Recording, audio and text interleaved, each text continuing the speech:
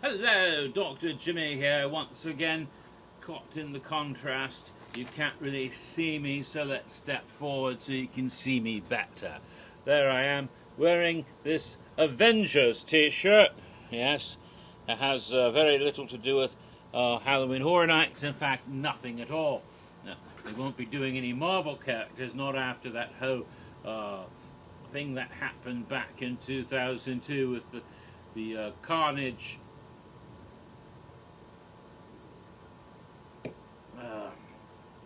The Carnage House, not to be confused with the Carnage Returns. That's something else entirely. Although I sort of think of Jack the Clown as a superhero. Not an X-Man or an Avenger, though. Oh.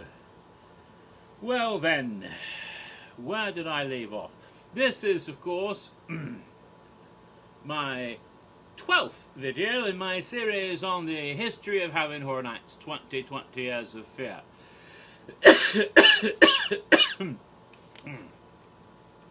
And I finished all the houses and scare zones, so we can go to showtime, the shows. There were 2 shows in 2010. But before we do that, there's something I have to say because I'm silly.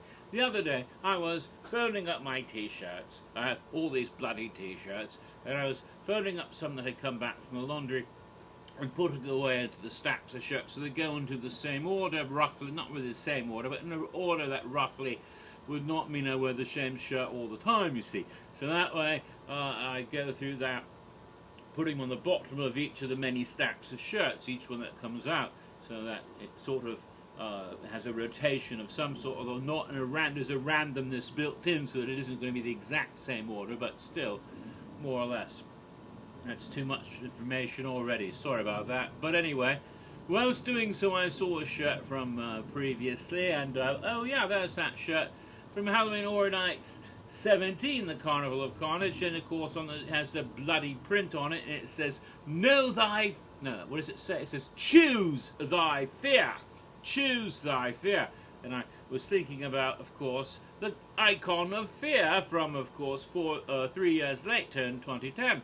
And I was thinking, oh my God, choose fear.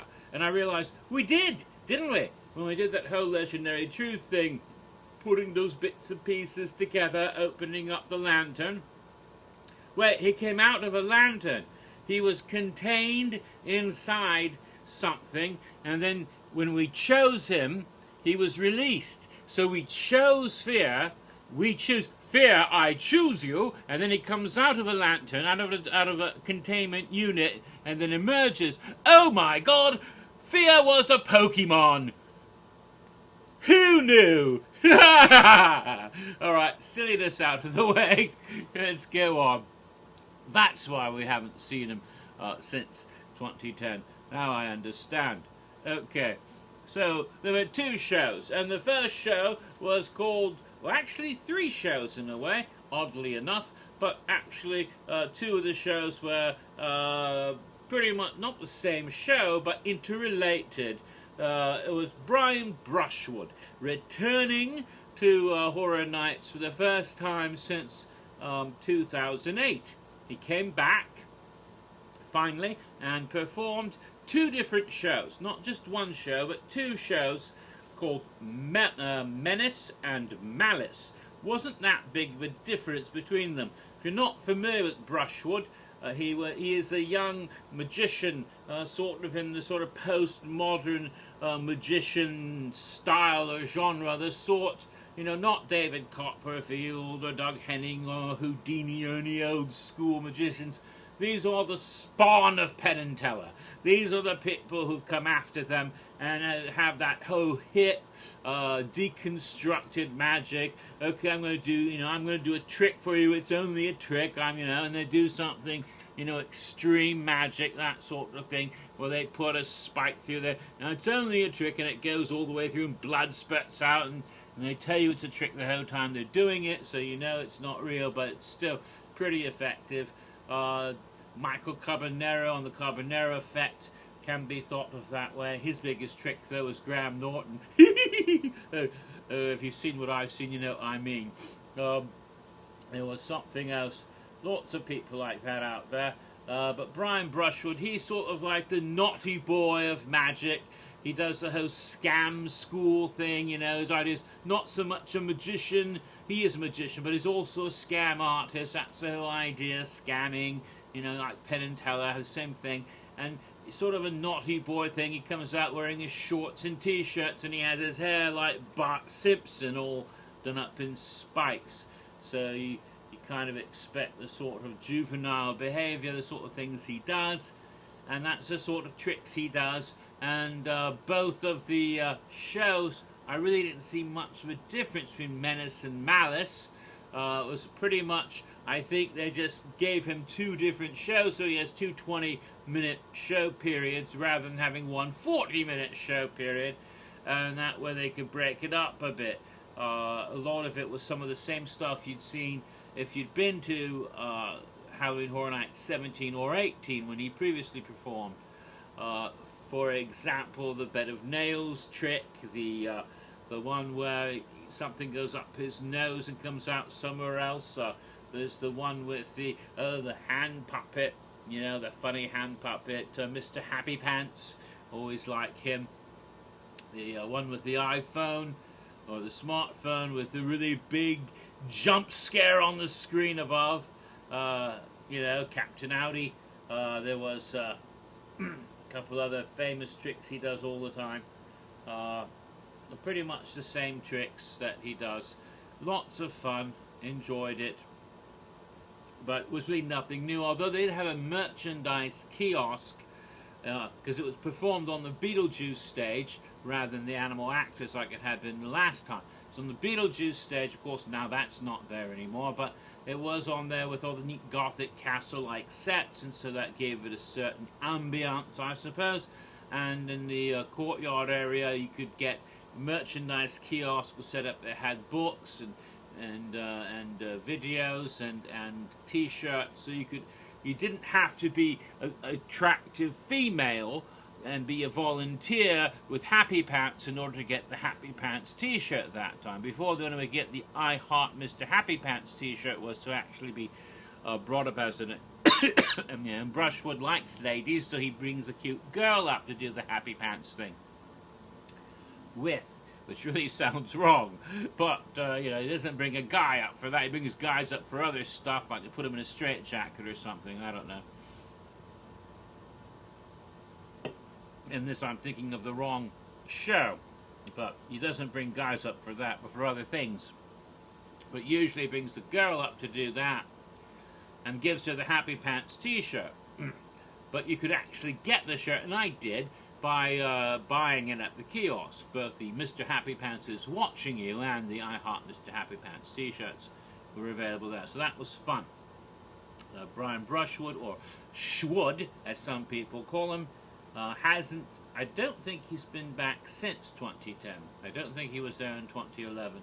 If he is, I will correct that in a later video, because I'm not going to bother getting up and looking right now. But I think they went back to a different show. I think maybe, well, I'll remember when I get there. I think it was 20 Penny Circus in 2011. I'm not certain, but I'll check that later. Then, let me see. Oh, yes. So after that, we have the second show, and the second show, of course, was, or third show, depending on how you look at it, whether Brushwood had 1 or 2 shows. Officially, he had Menace, Malice, and Menace, but after that, of course, was Bill and Ted. Bill and Ted's Excellent Halloween Adventure. Now, it was the 19th annual presentation, a 19th version of the show. Even though, of course, this being the 20th anniversary of Halloween Horror Nights, it had sort of a 20th anniversary montage at the beginning, which is kind of silly because it's only the 19th edition of the show, and the 20th anniversary show was actually in 2011, a year later. So that. But, again, in the Fear Factor Auditorium, of course, and they did have this nice video thing up on top, where it showed, starting with We Will Rock You, then segueing into Kings and Queens by the band that Jared Leto fronts. What's it called? 30 Seconds to Mars? I think so. 30, I think it's 30 seconds tomorrow. It's not 20 seconds. It's 30 seconds. But they have a song called Kings and Queens. It goes, ah, da, da, you know, da, da, da, da, da, you know, that one. And they segued from Rocky to that, and they're showing all kinds of little clips from all the various Bill and Teds, from the very first in '92 all the way up to most recent ones. So if you've been attending Bill and Ted every damn year, like some old fucks, you would watch that and go, oh yeah, I remember that. Oh, the Powerpuff Girls. Oh, look, there's Dr. Evil. Oh, look, there's Mr. Burns. Yes, I remember that. Oh, Saddam Hussein. Oh, that, and then the Pirates. Yeah, that was cool. Yeah, about that. Oh, look it. Yeah, all that stuff, that sort of thing. So you'd see all of that and be, oh, it's really nifty. Yeah. Oh, the Sex and the City ladies. I remember that one. So you watch all of that and it's a very quick montage. You know, they have all of these on archive. They film all the old Bill and Teds. I wish we could see them all somewhere on, you know, but they don't distribute these to the public, sadly. All you can do is go hunting YouTube, and a lot of these, of course, get pulled because Universal doesn't like them when they put these out for various reasons we've talked about in the past, mainly to do with Disney down the road getting pissed off because when they did a parody one time. Oh, but after all that, you have Bill and Ted, of course, but it starts out, and this is really cool, and it was a rather good show that year, but it's also a bit poignant, and that's a vocabulary word. Yeah, it's poignant because there's this chap I have to talk about here. His name is Mike Aiello, and he started way back at Fright Nights in the early years. He was only a kid, and so he came as a guest with his dad and said, oh man, I love this, someday I'm going to run it all. Well, maybe he didn't say that, but if he did, he was psychic, because that ultimately would happen. But at the time, he's looking around saying, damn, wow, I like this. Horror Nights is awesome. So a couple of years later, he's a teenager. He gets to be 18 now. You're old enough to work as a scare actor, and he gets to the auditions, and he gets hired as a scare actor. And I think the first time was '97 in a house called Hotel Hell. He was inside a dryer and a laundry seat. And the next year after that, he was the captain of the Titanic on the and sure enough, that particular scene that he had been in the early years was in the hallowed past. It wasn't him, someone else was captaining the Titanic, but it's almost an homage to Mike's one of his very first things way back then. So eventually Mike is working his way up. He starts getting into creative to some degree. In fact, this hasn't really been revealed until more recently, but back around 2007, 2008, 2009, he was working on a new icon after Jack to follow up the Carnival of Carnage, a new creature called Crow. And there was a really neat treatment, and that character almost came back last year, by the way, or the year before that. Almost came back in 2014. That didn't happen. Maybe we'll never see Crow now, because Aiello has released the story treatment to the public so he can read what it was about.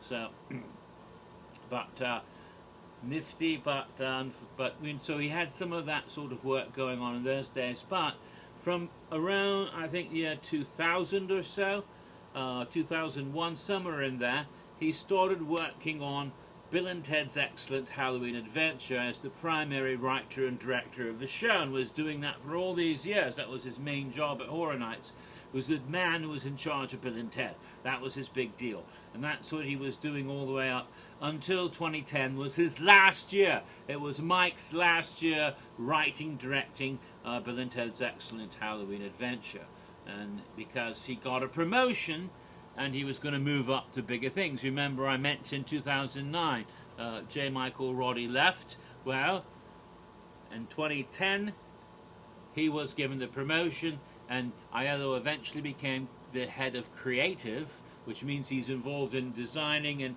and planning things for all sorts of new attractions, all that stuff they've been building lately, like Harry Potter and all of that.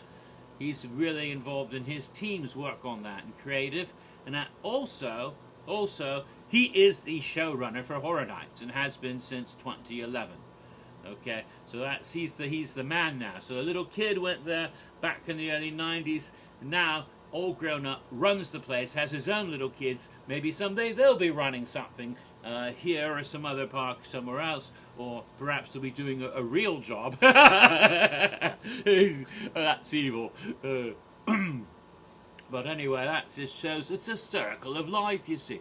So it shows how it can happen. There's kids out there right now. Who knows? You love horror nights. Maybe someday you might have a job at Universal and cleaning out the toilet. So sorry about that. Anyway, selling hot dogs. But you might feel like you're part of it. That's just bad, Jimmy. Don't be evil.